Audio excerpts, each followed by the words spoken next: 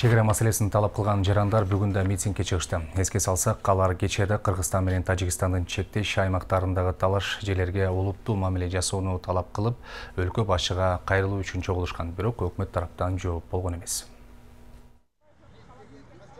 2 күндөн бери өкмөт үйүнүн алдында коңшу өлкөлөр менен талаш аймактарды чечип берүүсүн бийликтен талап кылып жаткан жарандар митинг уюштурууда.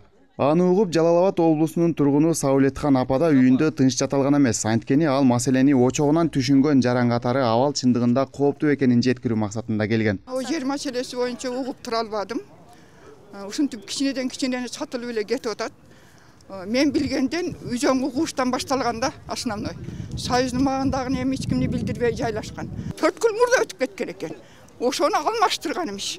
Ошентип шылтоо кылып кийим кол койгон, ошону кийим берген 4 күн сактагыч деген кыргызстандык болчу илгертен эле. Тек коюшат да, чоңдор өзү булганып алган болушат да, булар булганып алган, акчага булганып алган үчүн чыкпайт. Анан карапайым эл алдырып отура беребиз ыйлап. Атып атат биздикилерди. Ар нерсе кылып атат.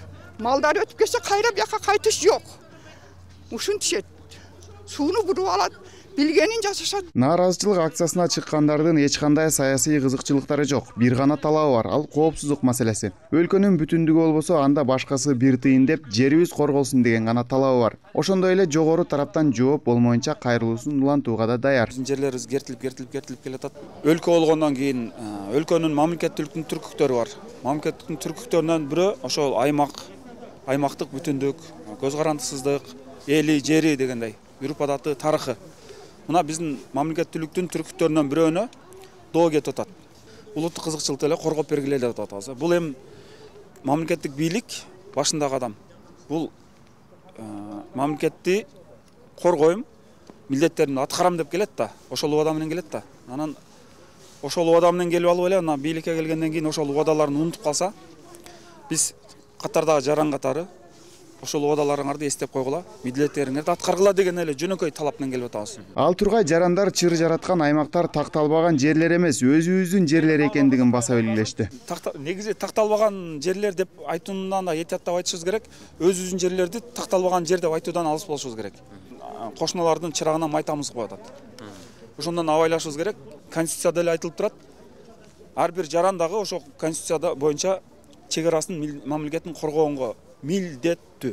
Ошентип бирөө кабыл алат экен десе, бирөө өлкө башчысы онлайн иштөөгө өтүптүр деген маалыматты угуп, митингчилер президенттик аппараттын кабыл алуусун талап кылышты. Анткени өкмөттүн адамдары менен буга чейин да сүйлөшүү болуп, бирок майнап чыкпагандыгын айтышты. Мыйзам чегинет, мыйзам 30 жылдан бери иштебеген мыйзам бүгүн эртең иштейт деп күтө албайбыз. Мүмкүн болсо өкмөт үйүнө бирөө чыгып карапайым элге түшүндүрүп берсин.